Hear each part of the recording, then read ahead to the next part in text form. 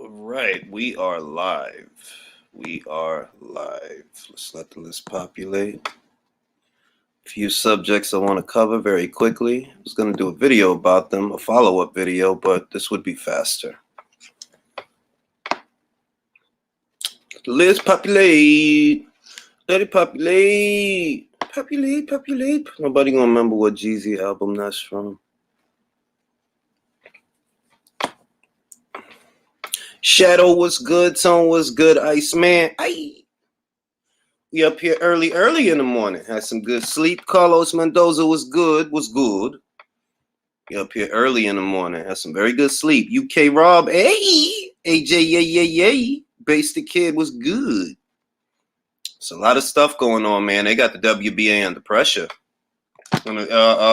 I would say it's about time, but I'm very cynical, and I wonder how much pressure are they actually under. I mean, these guys are all in the same golf clubs and shit like that. Like, appreciate that, Base. You ain't had to do that, but I appreciate that you did. MCK was good. JM0 was good. Andrew was good. I want to get Alexis. I'm definitely going to get you on the panel. I wanted to get people's thoughts on Benavidez pulling out of the Usyk fight. It's like I said, look, this is not an I told you so moment, but we actually already talked about this, that, you know, the priority is Canelo Plant for the PBC. They need to get Canelo into some kind of deal to entice Fox to renew. They need to do that. And if you cannot do that, you need to offer them something to renew because, okay, well, you ain't got Canelo. Keith Thurman is a quasi-inactive fighter. You got a lot of quasi-inactive fighters, Gary Russell, Keith Thurman, these cats that ain't been fighting. What else would you have to offer Fox in the event that you can't reach a deal with Canelo Alvarez? You know what I mean? So I'm gonna open up. I'm gonna open up the panel. I'm gonna open up the chat to get some opinions on here. Alexis, I know you got some, so we gonna do this. The morning boxing talks. Talking about the morning boxing talks. It's gonna be the theme song, man. They are in disarray, and this goes back to what I said in a previous live, that when things are right, they move a certain way. When things are wrong, they move a certain way.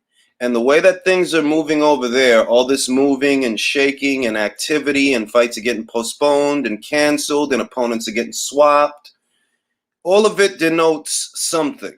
All of it. Appreciate that, Lefty. Appreciate that, Dougie. Appreciate that, bro. Shout out to Kenya. Aye. Lefty. Aye. Reyes. Aye. It's a lot of things I see. It's a lot of movement. And when, I don't know, when I see that much movement, when I see that much happening, that tells me that something is wrong. That's what that tells me, that something is wrong. You don't have a deal with Canelo Alvarez. You do not have a deal with him. You have not finalized anything with that man yet that we know about. David Benavidez pulls out of a fight. Why is he pulling out of a fight? Is it a coincidence that if he pulls out of that fight, he becomes available to you to use in the fall? It all looks a certain way. I dig it, Alexis. Just trying to tell you, it all looks a certain way. And I want to open up the conversation to everybody and get their opinions on, you know, what do they make of David Benavidez pulling out of that fight? What do they make of that? You know, do they actually believe that he's actually come down with COVID? Or do they think it's something else at work? Are we making too much of nothing? Are we overanalyzing the situation? Because that's possible too. What's goody, Arthur? What's goody, IBR? What's goody, Iron Kong? Aye. Do you think the PBC should stick with Showtime instead of working with Fox as well? Well, this is the thing. Ideally, you would want to work with as many of them as you can because each one of those networks is giving you a budget, more fight dates, more fight cards. So ideally, if you're the PBC, you would actually want to work with Fox. The thing is, Fox is not no rinky-dink network. This is not Spike. You know, this is not like a little network. they don't need you to make money. They don't need you for ratings. So it's actually more of a benefit to you than it is a benefit to them, that partnership. It's more of a benefit to PBC than it is to Fox, because Fox will move on, make another shitty sitcom, and get their ratings that way. So you would want to work with a huge network like Fox, but Fox is going to have you under pressure. They want results. Because they don't need you, they want results. They're not going to go for they're not going to go for that because they don't need you. PBC will probably have to settle with Showtime if Fox don't renew the deal, or they'll try to shop themselves to another network, because the rumor I heard is they might try to go to CBS. I was goody, Aubrey. Do you think AJ should fight Usyk the same way Lopez fought Loma? I believe that AJ needs to throw. I do not believe that he needs to wait on a counter shot. I don't think he needs to wait, because what Lopez did, Lopez is a counter puncher, and he's imposing himself on Loma by staying with him and kind of waiting for him to throw. Like, he's not just going to go throwing whatever. He was going up to him and waiting, like, all right, just throw, motherfucker, just throw. And you see, Loma didn't want to throw. Where AJ is different, because you don't actually want the fight to drag on. Not if you're AJ, because it favors him. And if in the 6th and the 7th, Usyk starts letting his hands go, he might be able to outlast you. So with AJ, he has to find a happy medium of throwing but not overcommitting, throwing but not exhausting himself. Like, throw, jab, feint, throw. Touch him with a right hand. Touch him in the chest. If his head is moving and you can't touch him in the head, touch him in the chest. Put a jab downstairs. The whole time, give the appearance of being the busier fighter, right? Because if you jabbing and jabbing and jabbing and feinting and jabbing and you always doing something, you always moving, at minimum, you'll give the judges the appearance that you are the busier fighter, even if you're not landing meaningful shots. As long as you keep him on the outside. If he gets on the inside, it could be trouble. Not because he's a big puncher, but because he has shorter arms. He has shorter arms, so when he puts together a combination, when he's close to AJ, AJ might not be able to do a whole lot about that.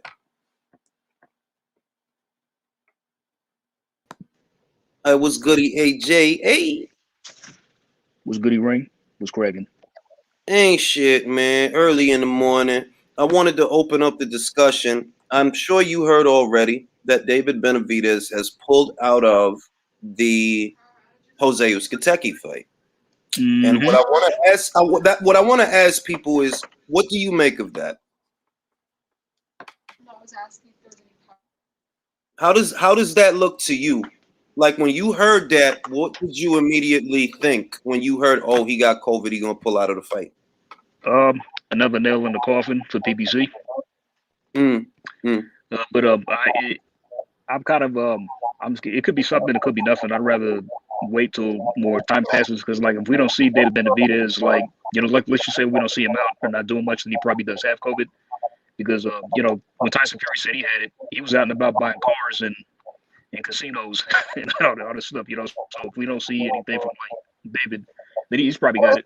So I just wait till some time passes, see what happens. So see what that's like. Just for me to form an opinion just yet. Still might be too soon to just kind of give an exact, just does he have it, just trying to, stuff like that. So what do you make of this weekend's fight between John Rio Casimero, right? John Rio Casimero, WBO bantamweight champion, and Guillermo Rigondeaux? Is it too late for Guillermo to win a fight like this? Is it too late?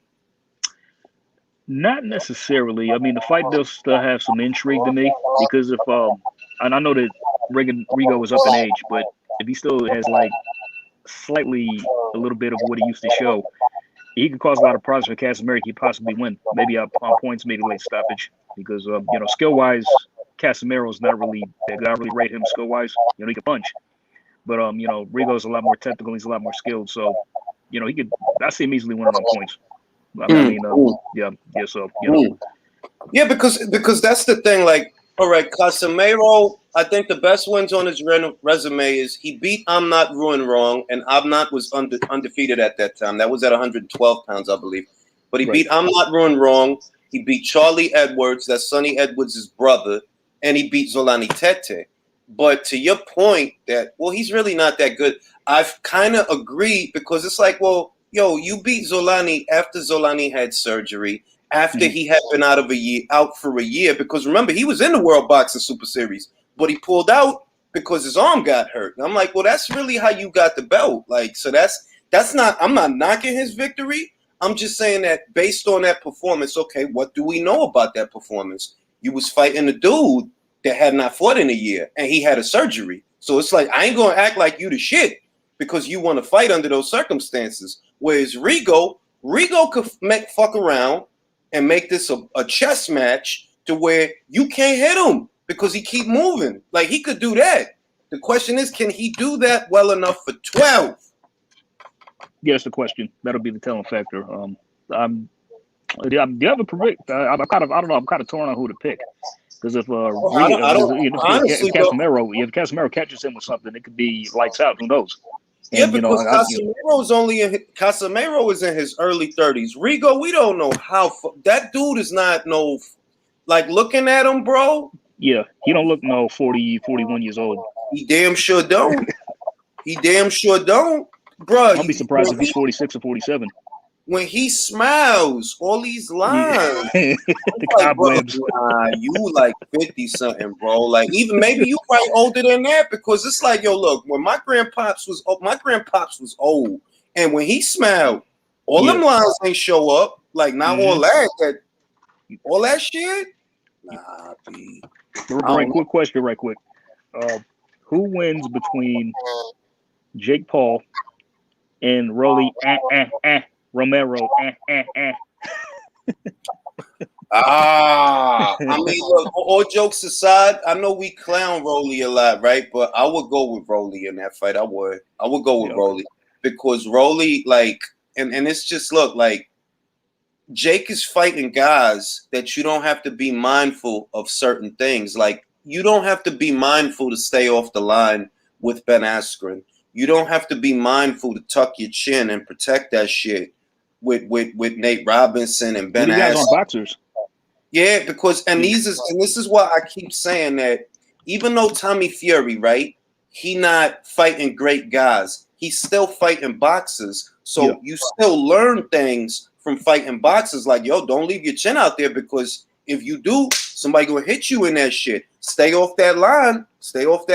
Keep your head moving. Stay off the line. So yeah, he fighting guys that ain't great, but they still boxers that know how to box. You are boxing people that don't even know how to box. So it's things that you doing that another motherfucker, he might take advantage of. So looking at Rolly, at minimum, Rolly could hit a guy that leave his chin out there. If you leave your chin out there, he'll get you. So I would go Rolly.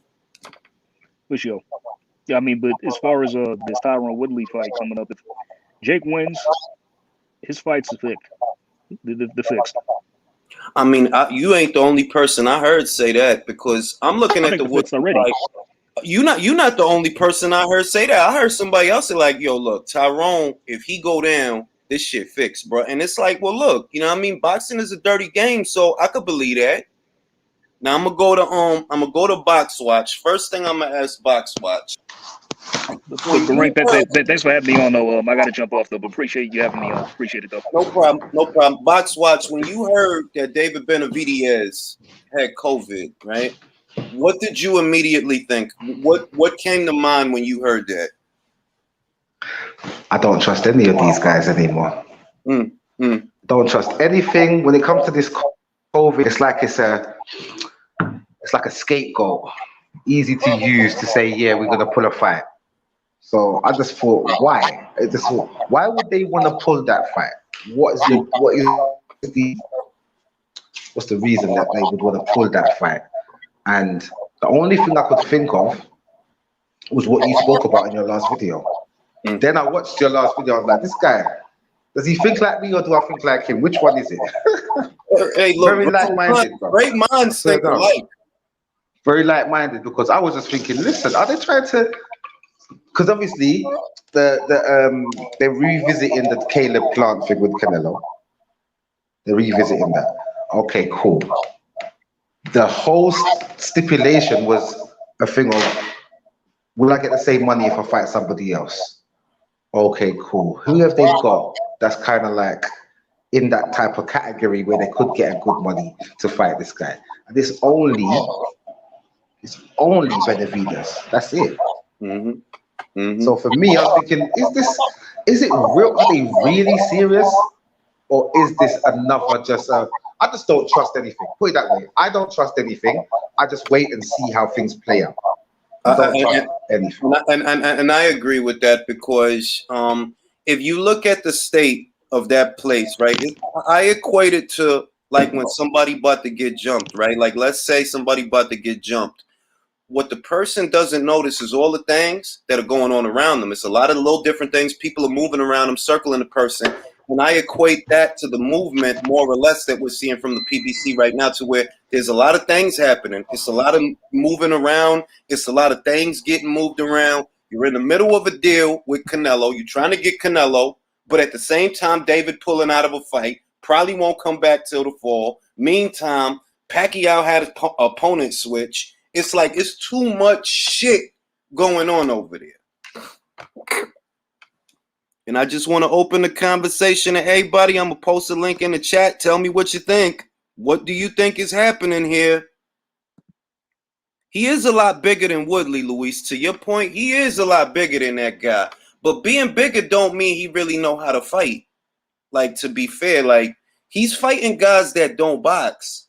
And those guys is not going to be able to expose the shit that you do. They're like, yo, you probably keep your head dead center. You probably got your chin all out there when you throw a punch. And them guys that you fighting, they can't take advantage of none of that shit. So are you really good, or is it just that the guys you're fighting are that bad? Y'all seen what Ben Askren looked like going into that shit. That dude wasn't taking that shit seriously. Some fucking people think he took a dive. I think it's an excellent fight, but I doubt it ever happens. I think that's an excellent fight. You have to give the edge to Benavidez, because their quality of competition between Haymon and David is not dissimilar. It's just that David is bigger and has fought bigger guys.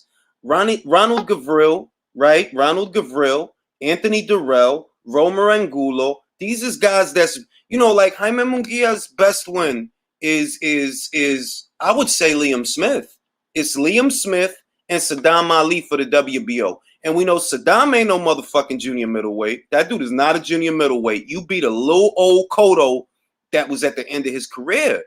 That dude is like, I would say Benavidez gets the edge until further notice, until Jaime shows us that he's more than just a pressure fighter. Because I'll say Sorry, I got kicked out. All right, back to the Benavidez shit. I mean, yeah, back to the pullout. So you suspect that they pulled him out for other reasons? For other reasons. I don't think it's what they're calling it. He's not injured, so they can't say he's injured, can they? What's the next best thing? This whole COVID is like a safe haven for these boxers to pull out of fights. In my opinion, that's just my opinion. I could be a conspiracy theorist, whatever you want to call it. I just don't trust it. Because at the end of the day, Usyk versus Benavidez, how much traction was that really getting? Exactly. I mean, that's a fight. That's a throwaway fight. Like, that's not a fight that you hoping or really you're expecting to get big viewership off of. You're not expecting to get big viewership off a fight like that. The most that I'll say is because it was a hometown fight. It was in Arizona, I believe. Benavidez is from over there. So as far as tickets, they were probably going to do good business with the tickets. But as far as ratings on television, no, you're not going to get big ratings with a fight like that. I'm going to let me do the super chat, then I'm going to pass it to Marvelous. Luis Puente asks, you think they're pulling out to stage a big pay-per-view? To answer your question, Luis, I believe it's possible, bear with me, that they pulled him out of that fight because they need him to be on standby if Canelo versus Plant doesn't happen. We can't have David fighting in August, right? Because we don't know if we're going to be able to reach a deal with Canelo. So what we'll do is we'll pull David out of this fight. We'll keep him on standby. If we can't do Canelo versus Plant in the fall, we'll do Benavidez versus Plant in the fall. We need David to be available. Now I'm gonna take it to Marvelous. Marvelous, when you heard he pulled out, did you think it was just, you know, it is what it is, or do you think there's something else going on here? I think it's a lot of shit going on, to be honest. From the beginning, from when Spence pulled out, and then in the space of 2 days, Spence and Ugas opponents pull out, and then Benavidez pull out. I mean, if you're Canelo, if you see all this behavior from the PBC, do you still wanna fight with them? Do you still wanna do business with them? Because I think all this is really fun. If I'm Canelo personally, I'm not gonna do business with them anymore, because all this, I'm trying to get a fight with Plant to become undisputed, and then all sorts of shit is happening, and Plant says, "Oh, I don't want to fight you because because he thinks he might get injured, and then he's not gonna get it." Just a bunch of shit. So I just want to say that, to be honest, I understand. I would advise Canelo, if I were Canelo's advice, not to do business in PBC anymore. Move to 175, fight Bivol, fight Benavidez, and whenever the PBC are ready to get serious with their business, then they can, you know, put their shit together. And all this is there's just too much going on. And just like you said, just like if someone's about to get jumped on the street, there's a lot of shit that goes on around him that he doesn't see.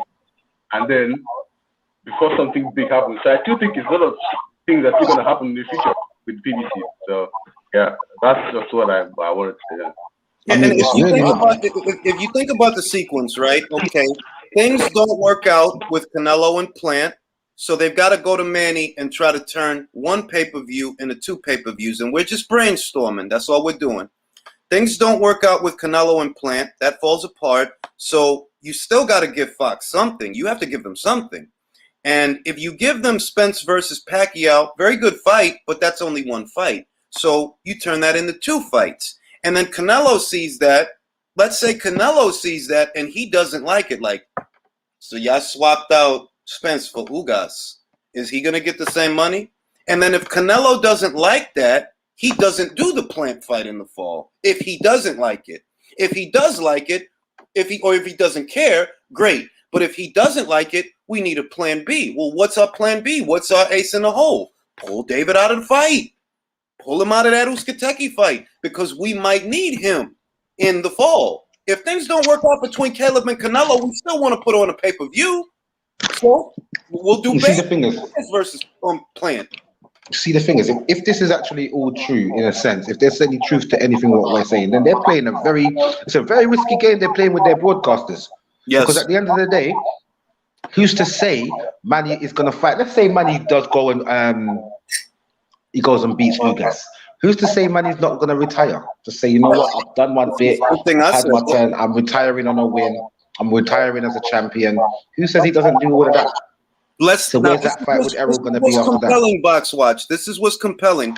I saw an article 2 days ago. It was either a day ago or 2 days ago. Freddie Roach says, wouldn't it be cool if Manny Pacquiao defended his title as a president? The impression that gave me is that Manny might box again if he wins. So if I'm saying this right now, if Errol fights again this year, if he fights this year, then I don't truly believe in this eye injury, because they say it takes about 3 or 4 weeks. If it's the minimal of the injury, it will take about under a month for him to be able to do anything again.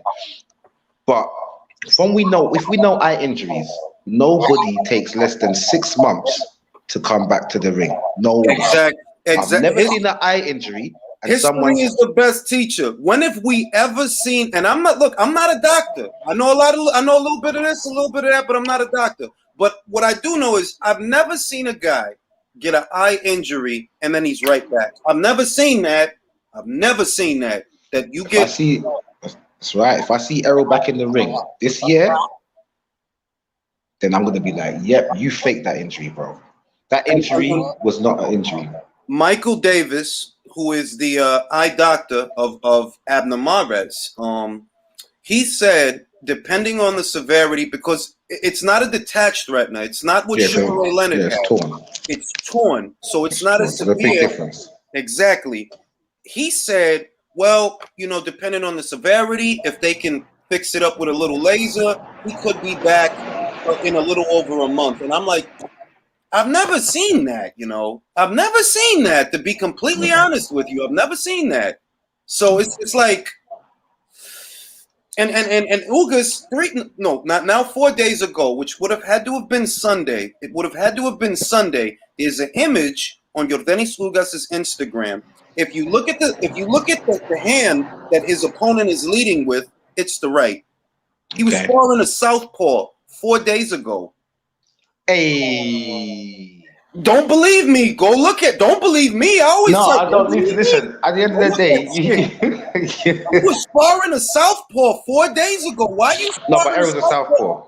Fabian Maidana's an orthodox fighter. Why you sparring? Oh, Fabian. Oh, yeah, he was fighting Fabian Maidana. Okay, and then obviously, the day after Errol's eye injury, Ugas' opponent has an eye injury as well. I mean, he's shown evidence of that, I suppose. Listen, he's put up evidence of his eye injury. Maidana, this is the thing. Fabian Maidana got injured on Tuesday, right? That's when they said that happened. So if he got injured on Tuesday, why is Ugas on Sunday sparring a southpaw? The day we get that's what, 3 days before, 2 days before he's fighting a southpaw.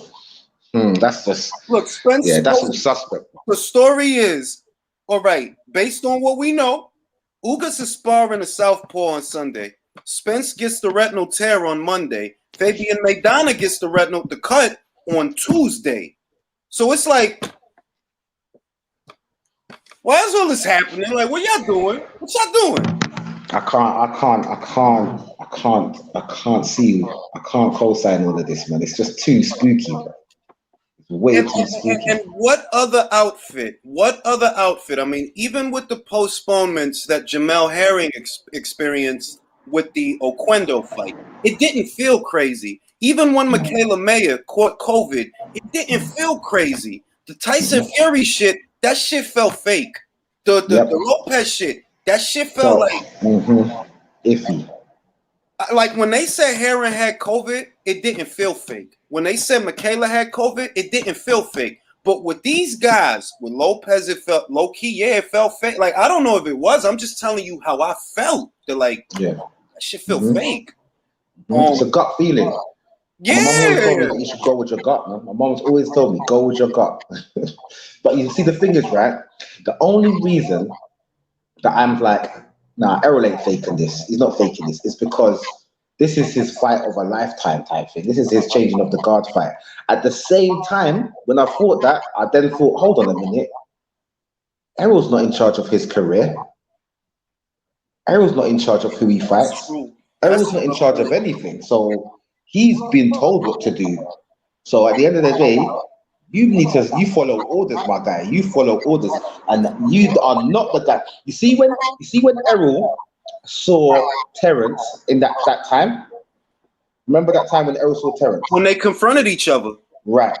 Errol sounded, he said, Al says, I'm going to fight this guy, that guy. He just sounded like a proper yes man. And look, that's he the sounded order. like a proper yes man. Those is the people that, like he said way back when, that's the order with the exception of Keith Thurman. That's the only guy that he hasn't fought. Mikey Garcia, Sean Porter, and Manny Pacquiao. That's everything. He said Al gave me. He didn't mention Turner. He didn't mention me. He didn't. Exactly. I'm like, what the hell is going on with these guys, fam? So that's, and I think that, see, this is what I like to do, which I see is the same thing that you like to do. I'll look at it and then I'll attack it. Like, okay, this is the theory. Now let's attack it. And when we attack it, okay, well, Errol wouldn't pull out of this fight. He wouldn't fake an injury. This is the biggest fight of his career. Well, hold on. Is Errol in charge of his career? Is that what we think? That's right. There's so many holes. There's too many holes for us to just go on like, you know what? It is what it is. It is face value. I can't just do that. I can't. I'm not gonna be naive and go on like say, yeah, you know, it's all face value. For example, We know that those guys do not run their careers because Gervonta Davis said he wanted the farmer fight. He said he wanted it. When Eddie offered him the $7 million, he said he was begging Al to let him do the fight. And in so many words, Al talked him out of it, said, oh, that's just talk. That's just talk. Fine, whatever. It wasn't just talk for Mikey Garcia. He got that $7 million. So no, it ain't just talk. When you want the money is there. And what that tells me is these guys are not in charge of their careers. If you go to Adrian Broner on Instagram, AB the Wave God, that's the account because there's more than one.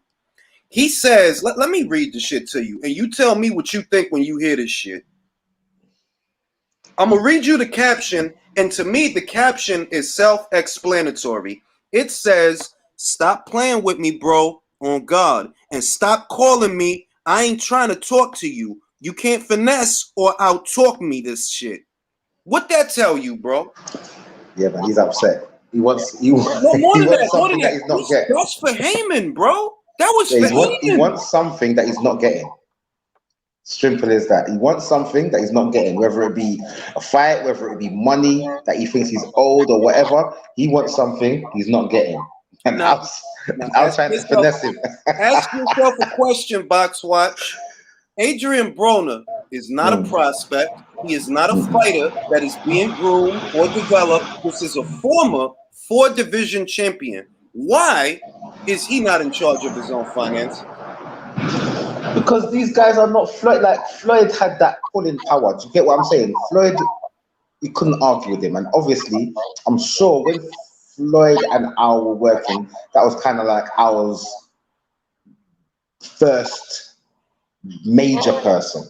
Yes. So now that he's got that backing, look what I done for Floyd, which I blatantly say to everybody.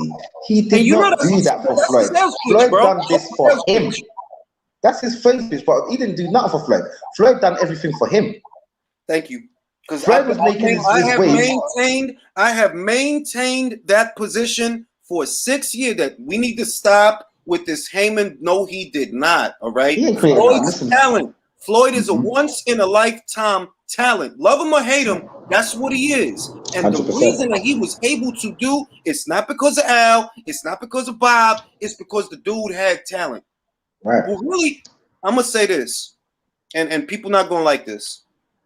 If Floyd went on to be the excellent fighter that he became, it has more to do with Top Rank than anything else, because excellent fighters come out of Top Rank. Excellent fucking fighters. And he Floyd built himself up to his position through Top Rank. And you know that Top Rank ain't giving you no gimme fights like a little, you're gonna get 3 million to fight the number 105th in the world or something like that. You're not getting that with Top Rank. You're going in there with man that can hurt you. You're gonna get in there and it's sink or swim. Do you understand? And if you're talented, you're gonna swim. And if you're not, you're gonna get found out. And it's simple as that. And Floyd went through everybody that he needed to.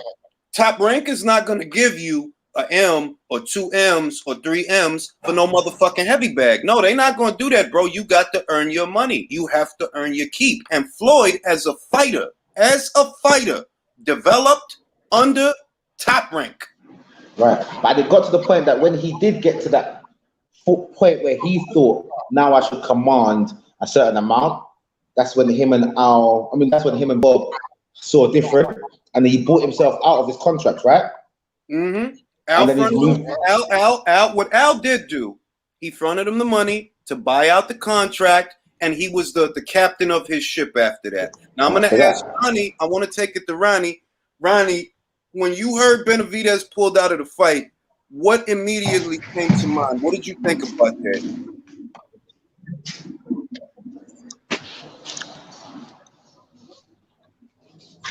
All right, Ronnie getting himself together. Didn't we talk about this when I was in Colorado? Mm-hmm. Didn't we say this exact same thing? Literally. What was going to happen? Literally. I swear, no. Give me it's up. I was listening. Come on, man. You know I was listening. Come on. So Ronnie, you see what's going on here, right? Walk me through your thoughts. Walk me through your thoughts when you heard that news. What immediately came to mind, and what do you believe is happening here?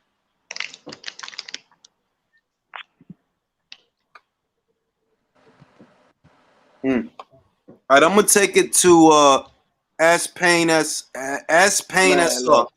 All right, go ahead, Ronnie. Go ahead, Ronnie. Hold on. I'm gonna have to load up. Give me 3 seconds. Let me change phones. Yeah, right, give me 3 seconds. So I'm gonna pass it to Ass Pain Ronnie while we wait for I'm Ass Pain while we wait for Ronnie.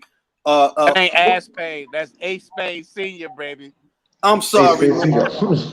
I'm old, dog. I seen all them letters and I'm like, I don't know how to say this. It just snatched my I dig it. So when you heard that David Benavidez had pulled out of the fight, he got COVID, all of that, what did you think about that? Like, what immediately came to mind to you? I'm sorry, but I just came in, so I'm not familiar with y'all conversations just yet. All right, basically, David Benavidez yesterday, they said that he got COVID and they can't do the Usyk fight later on this month. Some people believe there's something going on there. Some people just gonna take it what it is. How do you take it? I take it that everybody getting COVID when they don't want to fight. Yes, convenience, man. It's too convenient out there, man. If I don't want to go to work tomorrow, I'm gonna get COVID, baby. You know. That's so real. That's so real. You phone and say you got COVID, they're gonna tell you stay at home. Okay, so I gotta ask you the follow-up questions then. Okay, so you feel he don't got that shit. He said that shit because he don't want to fight. Why don't he want to fight? Is it because of Usyk or is it because of some other shit? It got to be Usyk, man. Who gonna turn down a payday that got any sense? All right, because this is the thing, right? This is the thing. I've been seeing Usyk his last couple of fights since he lost to Caleb, right? I've been seeing him, and he don't look like shit, bro. Like he look like he just there for somebody to knock him out. To be real. Okay. He hasn't. Like I've been seeing him, and he hasn't looked like nothing. Like he don't look like nothing right now. So I'm thinking if David pulled out of this fight, I don't think it's because he's scared of Usyk because he already beat a better fighter than Usyk in Anthony Durrell. He already beat a more solid fighter than Usyk in Ronald Gavril. So if he's pulling out of this fight, what's the real reason? But you're making it. One second. Oh, let me. You think it's the weight? Can he make the weight? Ain't that been his history? That's true. Is it the weight? That's true. And not for is it worth him making the weight for Usyk? That's another thing. All right, no. Let me pass it to Andrew. Andrew, you see what's going on. You heard what happened. When you heard that he pulled out because of COVID, did you believe it, or do you think that there was more going on here than meets the eye, like the Transformers? There's more going on. The way I see it is they're not going to get the Canelo fight, and they wiggling stuff around. Remember, Espinosa said the situation's fluid and they could change that fight. Every ratings on PBC are going down every time, with the exception of Estano and Charlo. They know what's going on, and the jig is up. They know the fans ain't paying for that shit. They ain't buying the pay-per-views. They ain't buying the tickets. They're not selling 70,000 in 24 hours. But even Pacquiao Spence and Wilder Fury wasn't fucking selling out to the secondary market in one day. Al Haymon is fumbling because Fox that deal runs out in September. They didn't lock down Canelo for September. Fox is looking at, they lost Spence. They don't even know if they're going to get the Fury fight that they got to split with ESPN. Showtime ain't going to, with Showtime, all these dudes on the shelf getting allowance. There's a lot going on behind the scenes we don't know about, but it's obvious that they're moving stuff around. I mean, look, I was on, before I pass it to Ronnie, I was on the Boxing Voice yesterday, right? And you know, he talked about Thurman. He said that he went to Thurman's gym and that Thurman, he looks like he's on weight. He looks like he's in shape. That's what he said. So I'm going to take his word for it because I know he do be going to them gyms. But my thing is, Thurman, you haven't fought in 2 years. What the hell is going on? You haven't fought in, like, I know you had surgery and all of that after the Pacquiao fight, but that was 2 years ago. What's going on that you not fighting? Is it that Fox is not giving you fight dates? Why is Gary Russell? Gary Russell hasn't fought since February of last year. Tuxoc done fought 2 times since they fought. What is happening? Now, Ronnie, I'm going to pass it to you. Yep. You heard, you know what the conversation is. You know that David, COVID. How do you feel about that shit, and what do you think is going on here? Slim, and I told you this a few weeks ago, man. This is what's happening. And then I'm just going to throw the disclaimer. Uncle Al is brilliant. He's a genius. And it's not because he's good on a money standpoint. Uncle, just imagine this, man. And then I'm gonna get back to what I mean by that. Uncle Al come from the savings and loan scandal. That's all this is. This all this is a savings and loan scandal. They pulled Benavidez out because they pissed off the Mexican fan base by trying to throw Canelo under the bus. So now they gotta expedite the Caleb fight and the Benavidez fight. That's exactly what happened. Didn't I tell you that they wasn't going to put all that money behind Plant? So now they got to build one of these fighters up to get Canelo, because you know PBC loved to bootlick the Mexican fan base. Now you done pissed off the cash cow, which is Mexican, right? So now they got to do something like, all right, we got to take Benavidez out this fight, expedite it, because they didn't even want to make the Plant fight. But who, Jules, am I lying? Who been telling y'all that Plant Benavidez wasn't going to get made till about 2022, 2023, back in 2018? That's facts. That's facts. And so what happened is they expediting this shit because it's too much pressure. You know what I'm saying? PBC is under pressure. Uncle Al is holding all these. Just imagine this.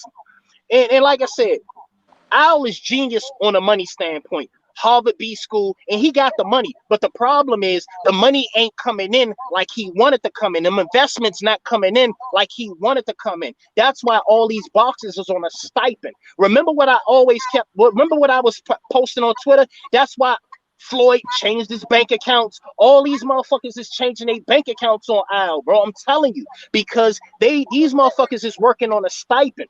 They just imagine if Bob had they fighters on the side. Just imagine if Bud go, I'm only getting 1,500. All hell will break loose. But due to the fact it's Al, it's acceptable.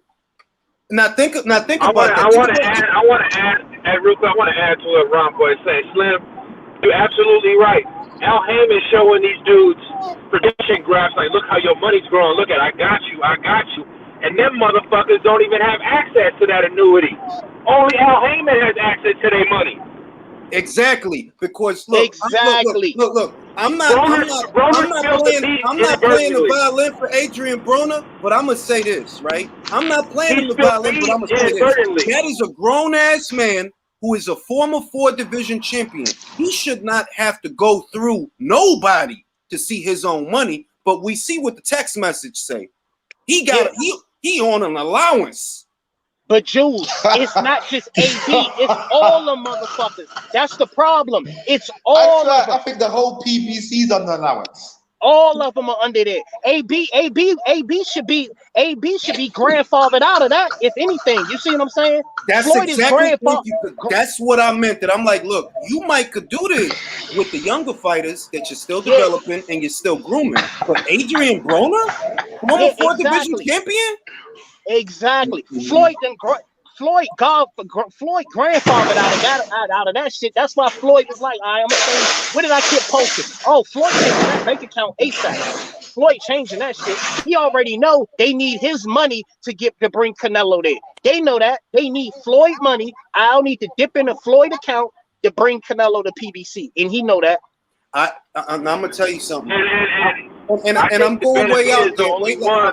I'm going way out there, right? I'm going way out there. And I know that this is just me. There's no reports. There's no quotes. Nothing, right? This is just me.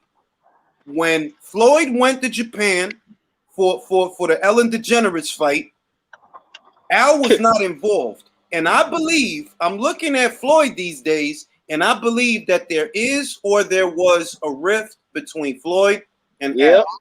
I believe that looking at him like, yo, why he moving like that? How you went to Japan and Showtime wasn't involved? Well, Showtime's in bed with Al.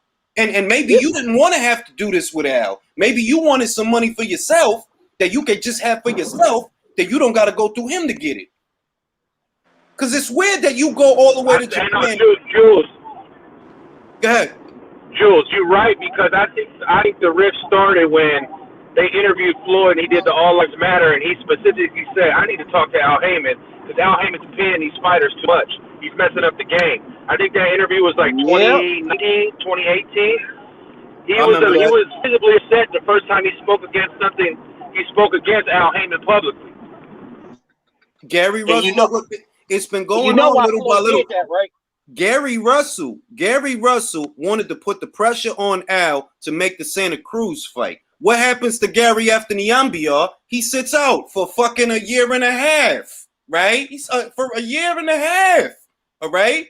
Motherfucking Hugo Centeno, and this was the smoking gun to me because I wondered, okay, AB having another temper tantrum, another titty attack. That's regular. But when I looked at the comments and I seen what Hugo Centeno said, I remember Hugo because Jamal fought him when he first moved up to middleweight.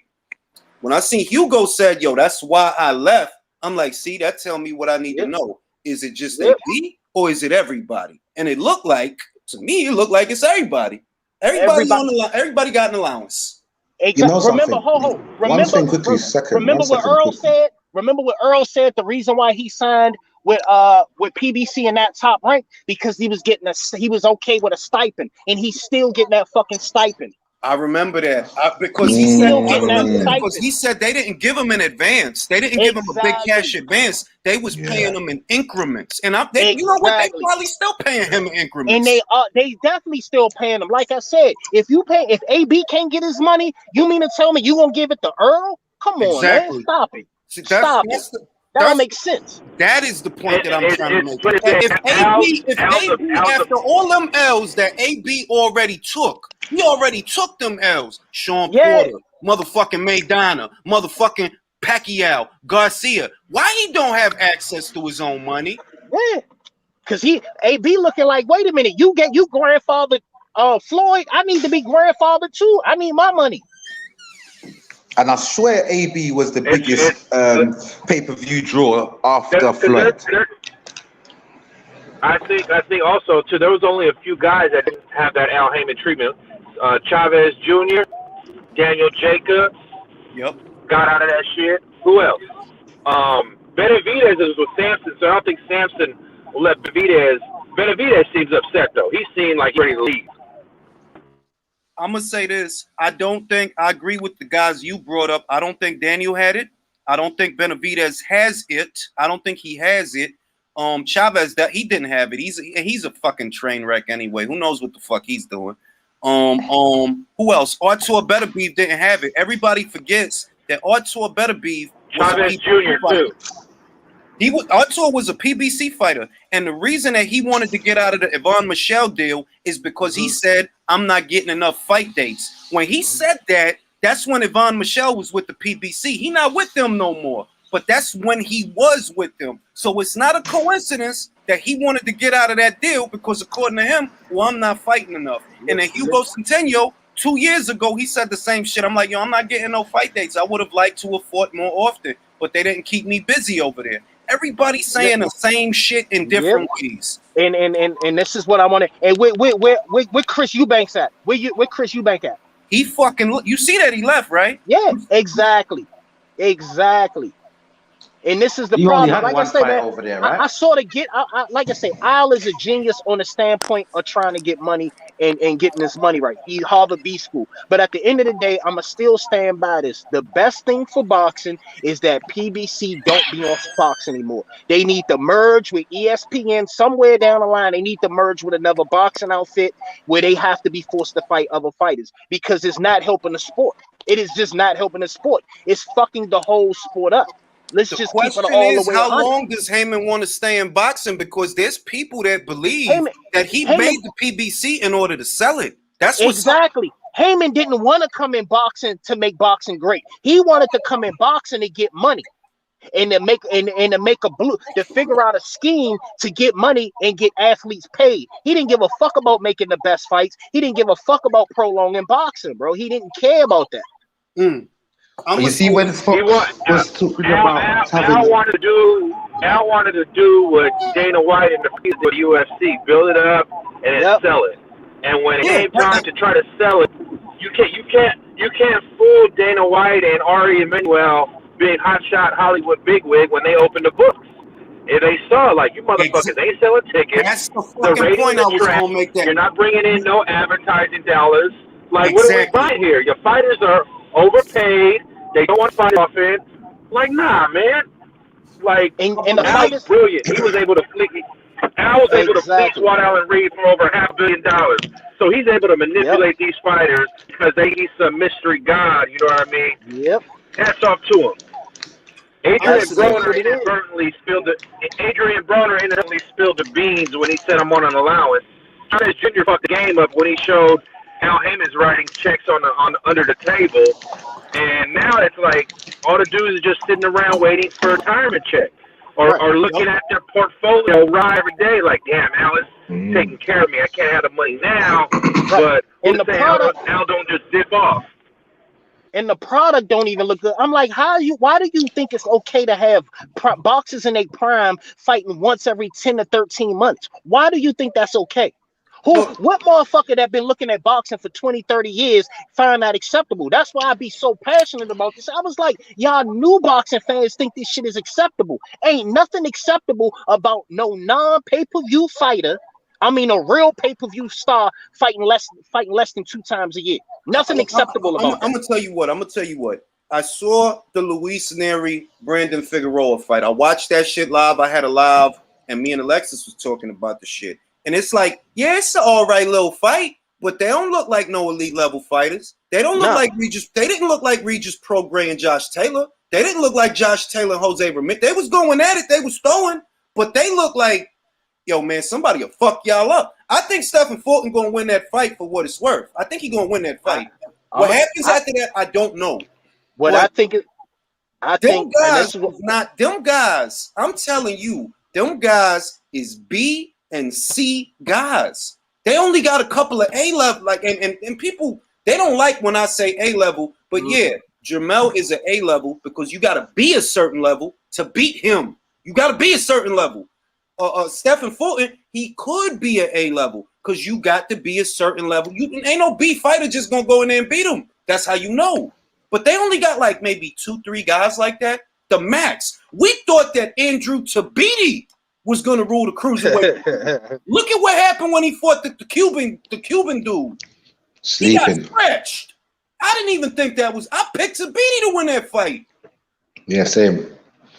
When that team started taking some blows, I was like, oh shit. And he did immediately. I saw, I picked Tabiti because I'm thinking, okay, Junior Dorticos, he's limited. He only has the straight 1-2 and not much else. He don't do much inside work. So what Andrews gonna fuck around and do, roll that jab off the shoulder counter, get respect. Nah, he got touched.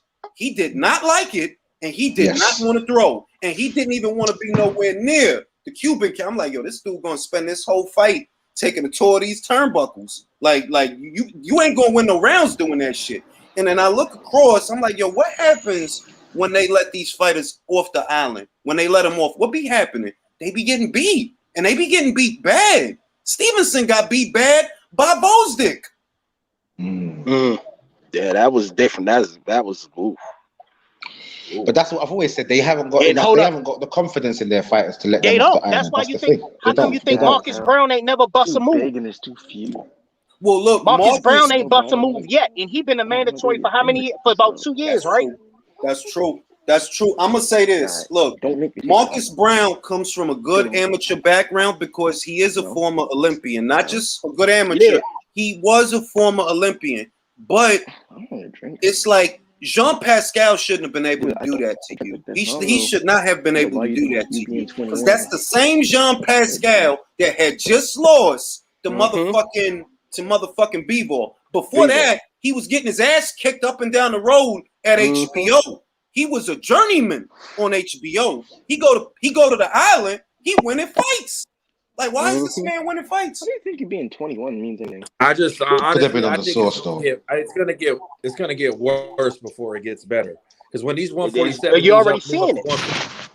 And when these All right, now I'm 147 gonna dudes switch move up, subjects, and I'm gonna start with Ronnie. I'm gonna switch subjects. I'm gonna start with Ronnie. I don't know that this is gonna actually happen, but let's entertain a possibility. Would you be for or against the WBA being removed from the United States boxing scene because they're under threat of penalty right now? They're under threat of penalty that if they don't take action against those 3 judges, they will not be allowed to do business in this country. Are you for that or against that? I'm for it because they don't order their fights. We bout Al is what I call them now. They don't. What's happening is WBA is part of the problem. WBA and PBC is part of the problem while we have a log jam in boxing. While these fighters are allowed to milk fight dates and don't fight. You see what I'm getting at? They working in cahoots. You have motherfuckers like you looking at these posters, world title fights for Reggie belts, bro. Like we talking about and y'all trying to fleece the public over this shit. WBA need to be on suspension, need to be kicked out. I don't give a fuck. This the worst sanctioning body. And I've been saying that. I said the motherfucking NABF probably better than them. The British title better than them. You know what I'm saying? I was like, at least the WBC, Mauricio and them order they fights. That's true. At least they order they fights. The WBA don't even want to do that. They ordered a Reggie to fight a motherfucking interim. They let the super do whatever the fuck they want to do, but the super is the belt. Yep. That's the stupid shit. The super, and Mark says this all the time, that supers don't actually have mandatories. Now, no, they have 18 months. Think about it. When the last time you seen a WBA super champion under orders to fight somebody? The last time I remember was 2-3 years ago, Joshua Povetkin. That's it. Other than that was it. Ordering them fights. When the last time Leo Santa Cruz had to defend that belt at 126? When? He had it for 2 years. He ain't defend that shit. Soon as Al got out, I'm telling you, bro, like they supposed to order the WBA super supposed to get a mandatory every 18 months. They don't do it. All right, I'm gonna take it to Eson. Eson, would you be satisfied if the WBA fired those 3 judges, or would you prefer that they be phased out altogether from this country? I mean, I feel like they just have too much stuff going on to even stay around. Unless they can really clean up stuff, then I guess I don't mind them staying because it's a 4-belt era. But if they can't, just get rid of them because they're probably the worst by far right now. I'm gonna take that question over to Andrew. I'm gonna take it to Andrew. Andrew, would you be satisfied if the WBA fired those 3 judges from the Fox versus Maestro fight? Would that be enough for you? Or would you prefer that? No, just get rid of them. Just get them the fuck out of here. What would you prefer? Nah, like they're like on Braun's tail. Stick them in a fucking bathroom. They gotta go. They gotta go because we know they're gonna make some bullshit belt up when Danny Garcia and Keith Thurman go up to 154 and all that other bullshit. And it's just gonna. They didn't expect the outrage to get this. They don't understand that boxing Twitter and boxing fans are so bored because we ain't got fights to actually pay attention to that we seeing all the bullshit that they doing, and the heat is on. That's true. That's a very valid point. Because of all the fight cancellations and postponements, we actually seeing normally we would be distracted. Like, put it this way. Let's say that Spence versus Pacquiao was going to happen, right? And all of that. Let's say Joshua versus Fury, all the good fights. Bro, I ain't got no time to be worrying about no Fox versus Maestro.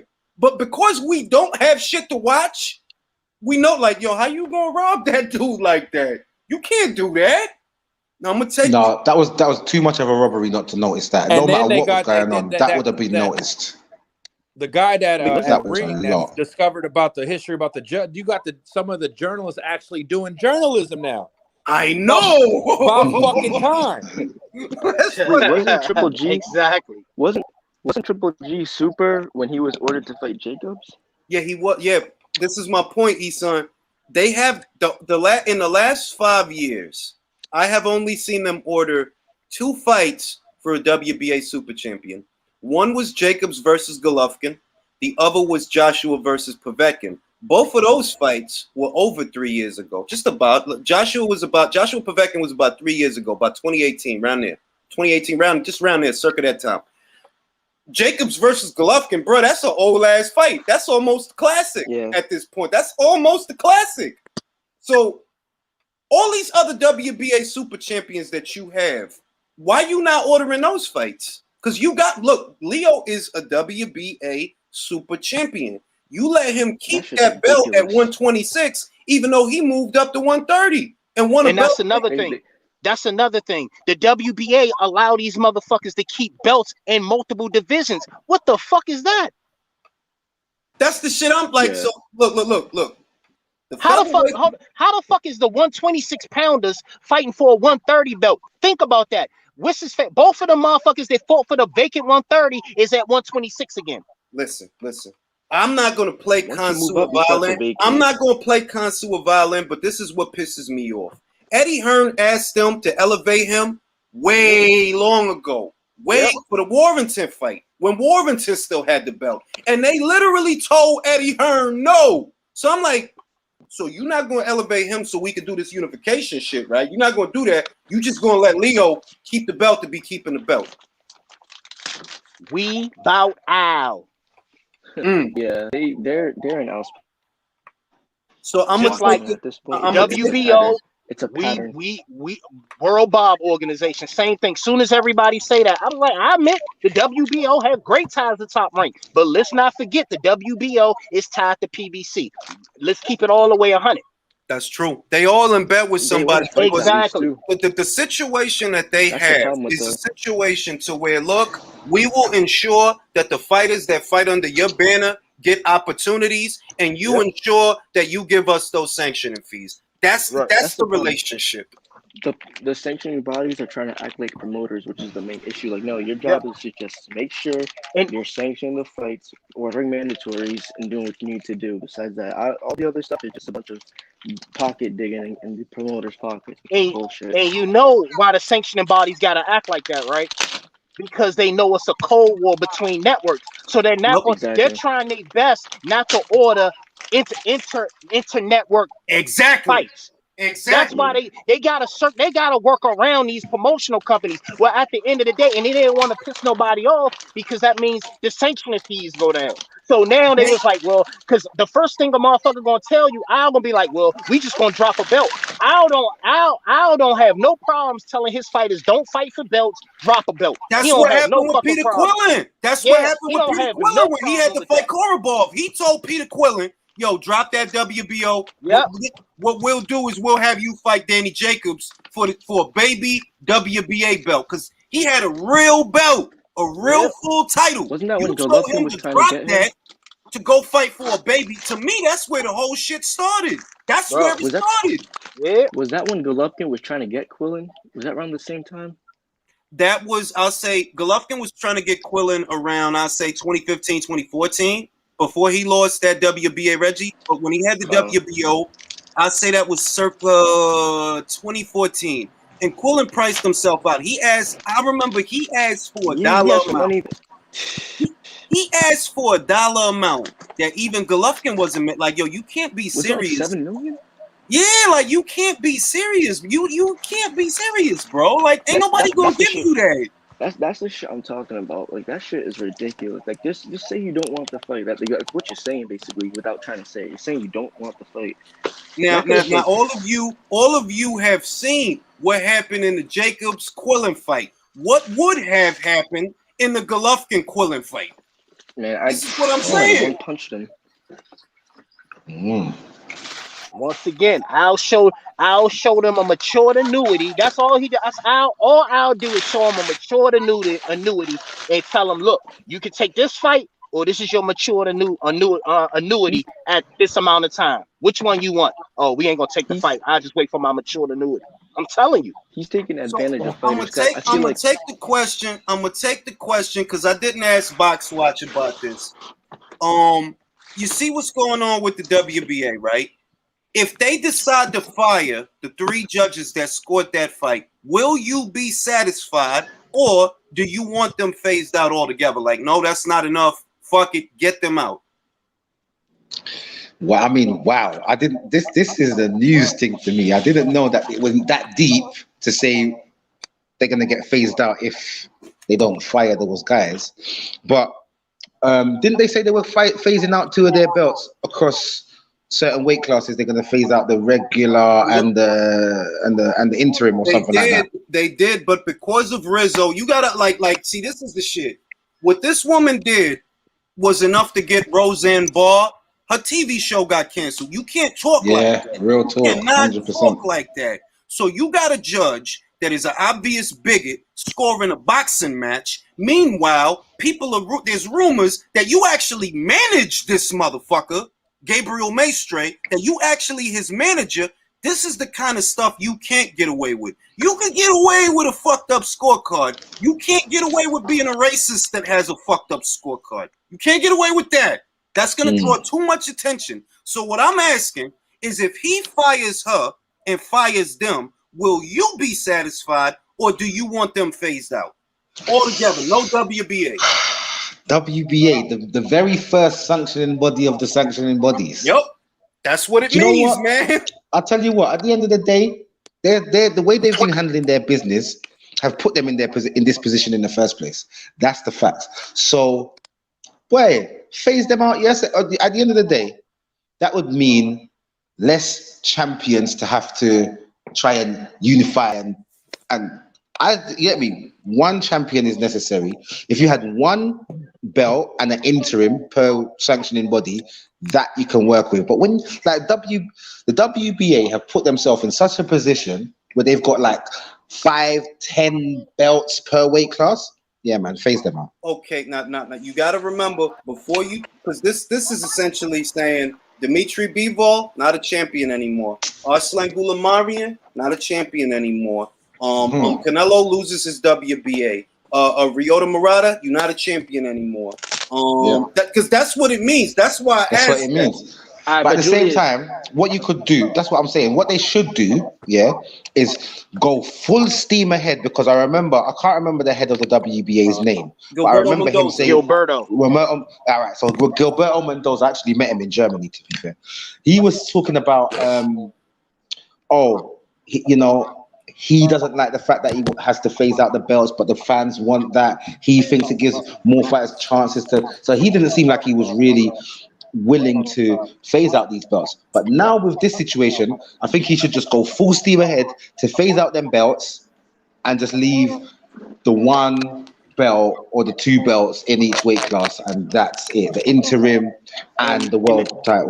But as you said, the super doesn't get no mandatories. The super. What is the interim? What is the interim then? The super is not needed. The super is not needed, and we need it's like the super is the one you want to fight for because that's the one. But we don't need a super. All you need is a title and an interim. That's it. It's a world title. That's it. It's a world title.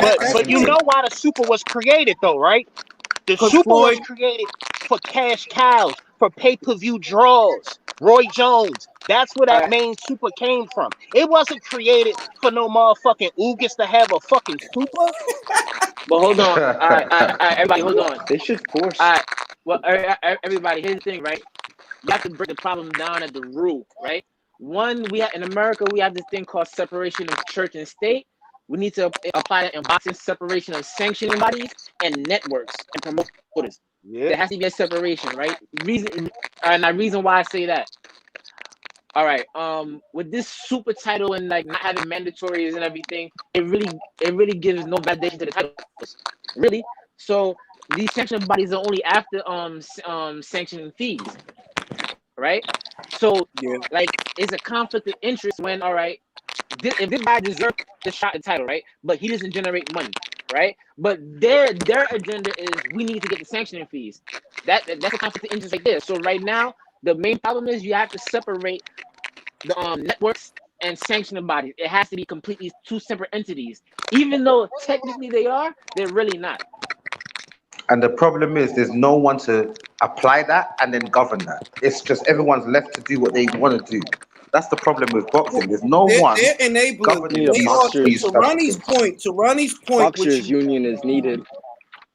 To Ronnie's point that he made, the sanctioning bodies are enablers of the Cold War that we're looking at. They are enablers of that because what you got, let's use the PBC as an example. Well, we don't want to fight top-ranked fighters for their titles. Okay, we're the WBA. We'll tell you what we'll do. You can fight. We'll make belts for you. We'll give your fighters opportunities so you don't have to fight those fighters that's over there. They're enablers of the Cold War, if anything. So as crazy as it might sound, I'm like, yo, you know what?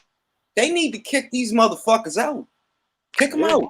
Kick them out. Get them out. And you got to understand also the way, and I hate to say this, and it seemed like, you know, we bash, this is a PBC bashing thing, but it's the same thing we had with Top Rank and this, that, and the third. But Top Rank is a different, Top Rank build fighters. PBC don't build shit at the end of the day. You know what I'm saying? So it's like two different animals. But let's just get back to this. Let's when we make that parallel, and it's not about loving Top Rank, you know, it's not. It's just I know Top Rank will send fighters out to have fights. They sent Jose Ramirez to Matchroom. They sent motherfucking Vosdick to the PBC. They will send the fighter out to have fights. That's why I'm not mad at them. Right. But you know, PBC takes shit to a whole different level. The same thing this is the problem I don't get. The same thing that people complain, the same thing that's happening. PBC Al is doing nothing different than what Bob was doing. And everybody was hating on Bob for doing that shit. You see what I'm getting at? No, but nobody's trying to hate on PBC, but we just calling it what it is. But the main reason why they working like that with the WBA is because the way the contract is set up with Fox. I'll have to put a certain amount of world title fights on the line. That's why they have Fat the Boy. Reggie belts over there. That's why they have the Reggie belts. That's you see what you're saying there? Why. Bro, you got you see what you're saying there? So this is 1 second. Let me just quickly say this quickly. Champion, Yordenis Ugas, you got 3 WBA champions on PBC Island. 3 in one division. Fully fledged. In one division. Yes. So I was trying to say. Now this is the thing. Now you see now. So Al made that agreement, had made that deal with Fox, right? And him and PBC and Fox made statements. I think it was a Fox. What's his name? The Fox executive. Bill Right. He was saying talking about how many pay-per-views they're gonna have a year, and even talking about a PBC belt. Now I believe that when he had that energy, he was expecting a certain caliber of championship fights to be going on the pay-per-view sections, right? And these pay-per-views, the caliber has not been to the standards. I ain't heard from that guy again. I ain't heard from that guy no more. And all I've seen is when the COVID thing happened, they took down, Fox took down one inside PBC boxing show. Right, they took that down. Right, they took it down to not return. Not like this is coming back soon. It's gone. Right. With that as well, I'm believing. Look at the pay-per-views that they've been having. It's been dead pay-per-views, and they haven't been generating the pay-per-view numbers that I believe they probably would have accepted at 450, even down to a 350. They would have accepted more than just a 215 here and a 1 and 2 350s here and there. They want to see major pay-per-view numbers on their network. They're not seeing these numbers. They're not seeing these numbers. They're not seeing these titles, the real titles getting fought for. I don't think Bill Wenger knows boxing. He doesn't know. I believe that they're getting a bit impatient with PBC. I think they're getting impatient with PBC. Right. It's going to be very interesting when they go to renew this contract over there with the PBC. And Al is so smart. Al was so smart that he circumvented their deal by telling you, y'all didn't say it had to be the real world champions. We just gonna put belts on there. Y'all said it could be world titles. That's how smart. That's how brilliant Uncle Al is. Look, and that's exactly what it is.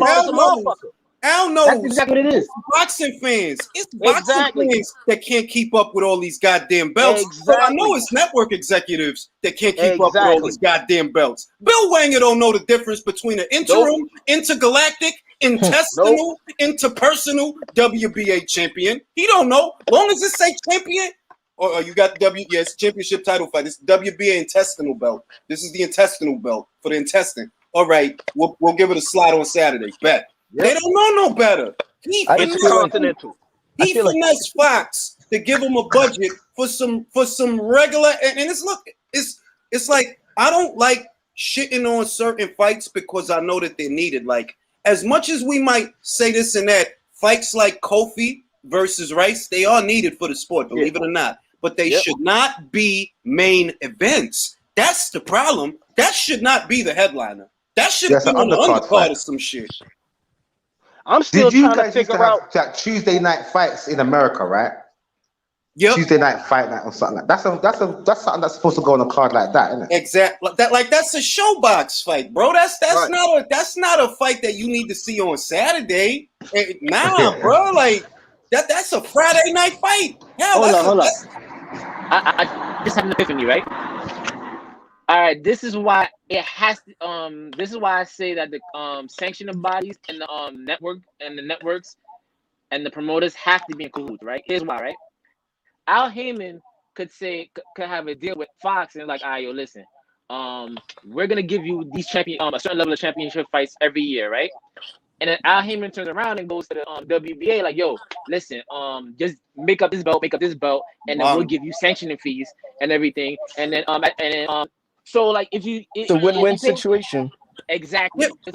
Spade just did the whole hustle. Like, yo, look, I just that's true. I've been thinking he did the whole hustle. Look. You go to Fox. Fox tells you, yo, we'll get you 16 slots. And like rough number, 16 slots. Then you go to the WBA. Yo, check this out. I just got 16 slots from fucking Fox. They want championship fights. I need you to give me 16 belts. Bet.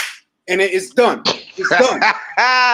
It could be really that simple, Yo, it could be actually that. Because this is why I feel they need to start teaching kids how to sell drugs in school. Hear me out. You learn a lot about business. WBA is the death row. WBA is death row.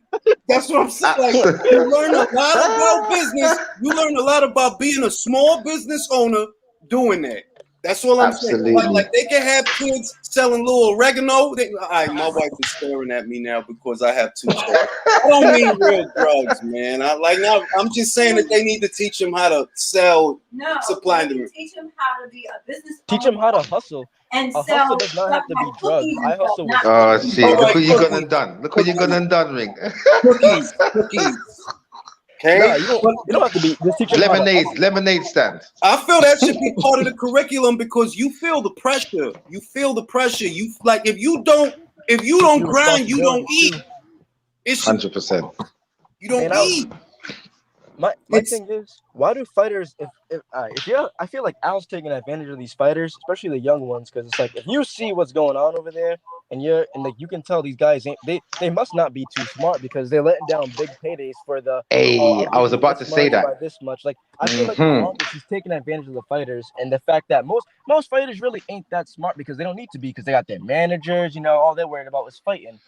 But when your manager is over here colluding with Al and shit and worried about the network more, it's like you turn down big paydays for the little 1,000 or the little increments he's giving you. But I don't know, man. Al sells them a dream. He sells them a dream at the beginning because I'm swearing to you, these guys. Annuity he got for him. I'm telling you, when you get, I'm telling you because I got those. What I'm telling you is, when your accountant comes to you, because that's all Al is. Al is their advisor and their financial accountant. So what he's showing them is, look, we got you on this plan. You see what I'm telling you? 5 years, this is what you get. 10 years, this is what you get. Just follow me to this roadmap. That's how it's working. Now look, this has got to be the comment. This is the comment of the week for me. Paul O'Leary says, if you put the 2 best fighters in the ring, I'd watch them fight over shoelaces. Those belts don't mean anything. I agree. 100%. That's why I don't mind when I hear them talking about, you know what, AJ and Fury just get rid of your belts and you don't just have to fight. I don't mind when I hear stuff like that because it's the fight I want to see. I don't care about the belts, even though it gives them the prestige and it gives them, it gives you like you're the best and stuff like that. You got all the belts. At the same time, if the best is fighting the best, we don't really care about the belts. We just want to see the good fight. This is the thing. When you good at something, and I say this all the time, when you good at something, I don't care what it is, cooking, drawing, making movies, making stories, making videos, fighting, making music, you want to compete. And those belts are a physical representation of the level at which you got. So when you see that getting all the belts is actually difficult, that is a testament to your road. So it's like, I don't want to marginalize it because Crawford did it. And if it was easy to do, then everybody would do it. But guess what? Everybody not doing it. For all this spent shit, you're not going to be undisputed, bro. And I said it. You got to see 3 years ago. I said it 3 years. That dude, he not going to do what Bud just did. He not.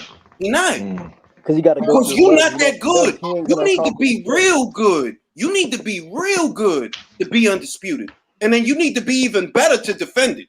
You need to be even better to hold on to all that shit. Yeah.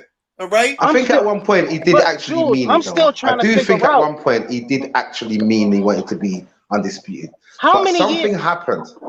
And it was that time. It always goes back to that time when I see him drunk on the stage talking about side of the street. That's the turning point for me. And you know when he started that, you know exactly why that was done by design. That's exactly the same weekend they signed their contract. That was the same weekend they did that expansion. So Uncle Al designed all that. Yeah. He designed all that. The evidence is there. They thought that was before. That was right around the time that Terrence read up with Top Rank for the Benavidez fight, right? And they thought that because Terrence is moving up or whatever, or because his contract is up or whatever, that he was going like, no, I don't got to cross the fucking street to fight you. Like, no, you're not bullying me into no contract. Period. Hey, listen. And that is not on any side of any street. Let's say he's not on any side of the street because he's not promoted by no one but his man down promotions. These guys, I don't know why everybody allows this side of the street bullshit to be spoken because none of those guys over the PBC, that shit is not real, bro. Watch this. None of those guys on the PBC have any network. Crawford fought Ricky Burns. And that was a matchroom and Top Rank promotion. Motherfucking Loma fought Linares. That was Top Rank and Golden Boy. That sides of the street shit is not real. That's not real, bro. That's just and at the same time, just remember, shit. none of these guys, not one of these guys in the PBC, not one is signed to either Showtime or Fox. Nobody's signed to a network. So what do you mean you only fight on Showtime and Fox? What does that mean? What happened? How does that work? They signed their but you signed the paper, but the paper doesn't say that you're signed to Fox or Showtime. This is what I mean. Floyd had an exclusivity deal with Showtime. Right. With Showtime. Now wait a minute. Let me change the shit. If Floyd tells a guy, listen, I'm not going over there to you because I have an exclusivity deal. If AJ were to say that when he was still with Sky, and he's still with Sky, it makes sense. Why? They giving him $100 million deal. That's what he had. But if you on Fox and you ain't got that kind of deal, why you talking like that? Just cross the fucking street, bro. But hold on, back to what you said about Ricky Burns, though, Jules. You know who didn't want to go to the UK and fight Ricky Burns and was too scared to? Ooh, your boy, your Adrian Broner. Remember Adrian Broner was offered to fight Burns. You remember that? I'm not going to no motherfucking UK. But you know who did? I'm glad you remembered that, Bridget. You know who did? Bud. But people don't know shit about boxing. Every time they bring up his whole Bud ain't do this. Bud fought Ricky Burns. Ricky Burns would be in the Hall of Fame before fucking Kell Brook. Yes, he would. Yes, he. Listen. Years before Earl went to some fucking shit. By the time Adrian Broner was washed, Ricky Burns still had a WBO title. He still had it. Jeff Broner be in the Hall of Fame. They was begging Adrian Broner to come out there.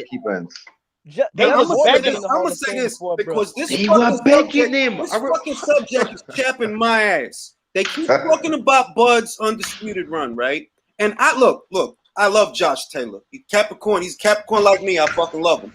But stop with this. Oh yeah, his run was it wasn't. Jose Ramirez struggled with Victor Pastor. That is a fact. Josh Taylor struggled with Victor Pastor. That is a fact. When Bud fought Pastor before anybody beat him, he beat him easy. But it was a landslide. To add to that, the only reason. Listen, hold up, real quick. The only reason why I say Josh Run was slightly better Let me tell you one prime reason. And it's not because of the competition. It's because of the achievement. Josh won every fucking thing you can win in the 140 division. He won a Muhammad Ali trophy, all the belts, a ring belt, and a British title. That's why I would put Josh up there. Only off achievement. Okay. That was my argument. Oh, okay. Now there I can rock with you. If you make it, you see what I'm saying? That's why he won the tournament. He won the Commonwealth. He won the Ring Magazine. Okay. Everything. My thing is that they trying to shit on Bud's run. Yeah, like he didn't fight nobody. Like he didn't fight nobody when he fought people that they struggled with. He fought a dude that y'all was struggling with that dude. He fought a motherfucker that somebody paid step aside money to twice over. DSG. And nobody want to talk about that. He beat the guy that was unified. He was supposed to be a killer at the time. I'm about to have a goddamn heart attack. If Victor Postol ain't shit, then why is Danny paying him to step aside? If he ain't shit, he ain't shit. He ain't shit. So let me give him this money so he'll leave me alone. Yeah, that's exactly what happened. People are mad that Bud's targeting Errol, and they know what's gonna happen if they fight. And they know exactly what's people gonna happen. always what it is these little PBC fans, these Spence fans, they shit on Bud. Oh, he ain't done shit. Oh, he ain't beat nobody. He beat the motherfucker that beat Manny, and fucking Keith was so praised. He fucking lost to Manny. And this is another thing. I got $1,000 bet out there. I got $1,000 bet to say Jeff Horn look way better versus Manny than some fucking Ugas. Listen. I don't care. No. I'm gonna say this, and a lot of people ain't gonna like this. But this is how I feel in my heart. Ugas would give Crawford a better fight than Errol. I agree. I said that same shit yesterday, and my boy argued me. Ugas will give him a better. I'm not saying he'll win. I think you're right. I can't even lie. I'm not saying he'll win. I'm saying Ugas is hungry and Errol is not. That's what it is. That's what it boils down to. Errol's broken goods at this point. He is. He's broken goods. You see what happened? Look what happened when guys get injured too much. The car accident. Now it's the eye. Next thing you know, it's gonna start being his hands and his knees. He's gonna be broken goods in a year or two. Well, he called it. He called it. He said he wants to go on the ranch and ride horses. That's what he's gonna be doing now. But motherfuckers don't like this shit. And bake cookies. He said bake cookies too. Bro, don't forget about baking cookies. Oh, Julius, man, he's gonna be doing a lot of that. Julius, now, is it crazy to say I said this shit a year. I said this about maybe 12 months ago that I'm not convinced Danny Garcia beats Mean Machine. I'm not convinced. I don't think so. I'm telling you, that dude sucks. That dude is a two-time Olympian. What the fuck is Danny?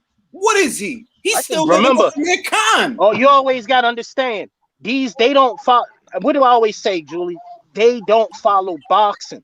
Yep. They don't really follow boxing. But you see, Julius, it's a bit unfair. It's a bit unfair. The reason why I say that is it's a popularity contest with a lot of these jokers. They don't really follow boxing. They don't. The reason why I say that's kind of unfair, though. The reason why I say it's kind of unfair is who has Danny fought really and beaten as a welterweight? Nobody. The ghost of So it's not easy. It's not really hard to make that analogy about him and Mean Machine. Look, to be fair. Wait a minute. I tell you what, if Mean Machine was struggling with Ray Robinson, Danny is struggling with Ray Robinson because Danny don't motherfucking throw. He don't throw. That's always been his problem. He'll get in there with his guy and he'll keep up. But he don't go over. Bruh, if Mean Machine, who throws a lot, was struggling to throw with Ray, he'll struggle to throw with Ray. He'll struggle. Yeah, Ray's a spoiler. He spoils it. He makes it look ugly. He takes you out of your comfort zone. And he's a pure boxer as well. Like Danny ain't gonna chase him down. And they knew Danny Garcia wasn't shit at 147 when they kept feeding him 140 pounders for 2 years.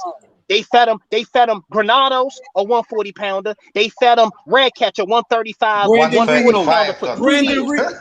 Look at the guys that he beat at 147. Ross Salka, Paulie Malignaggi, Brandon Rios, Samuel Vargas, motherfucking Adrian Granados, Ivan Redcatch. That dude got knocked out at 35. Hey, listen, he got beat by Tevin Farmer. You fighting somebody that got beat by Tevin Farmer.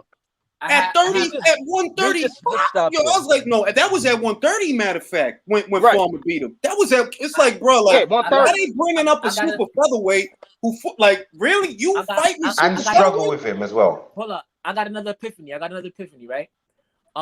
This goes to a point that you made a while back, Julius. Al Haymon is really Vince McMahon, right? Yes. In the sense that, in the sense that he's not out here trying to make good fighters. He's just trying to make entertaining fighters. Exactly. Entertainment. He's not trying to make fighters. So what I think the disconnect is that we as real boxing fans are looking for real fights. Exactly. Is looking out to put out the most entertaining fights. Because if you ever notice the fights that happen, there's always some backstory to it. It's really WWE in another version. But look, I'll tell you what, in the fight game, right?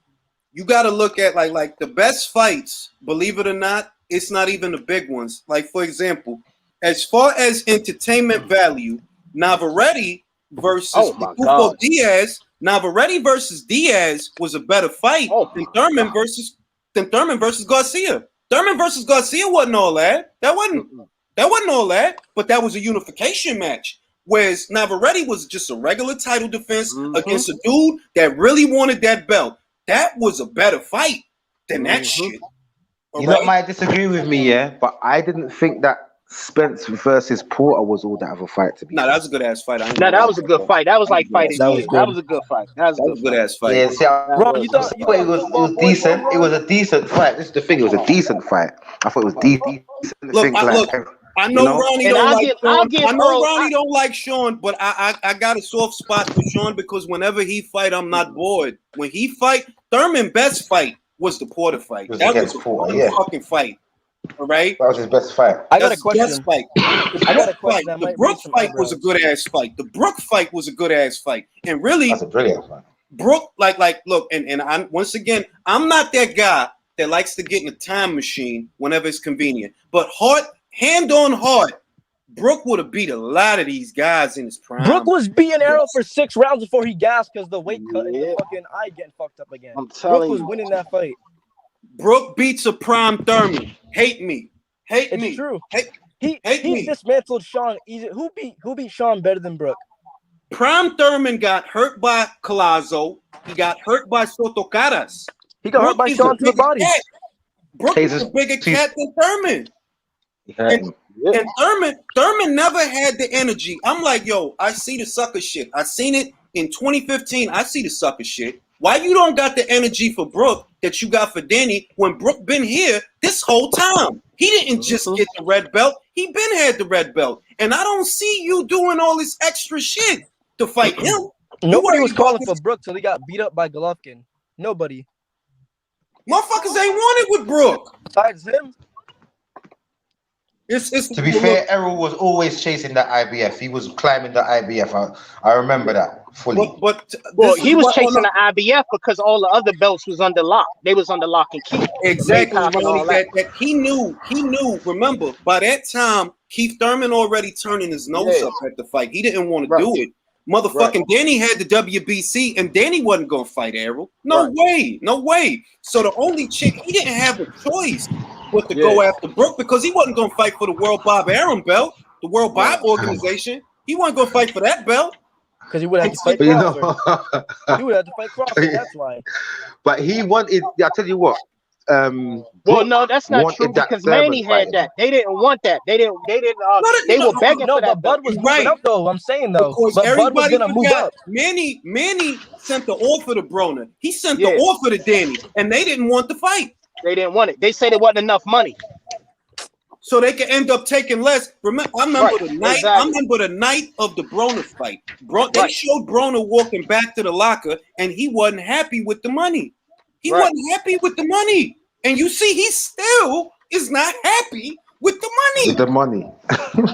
And so you already know if Broner not happy with the money, you know them other motherfuckers not happy with the money.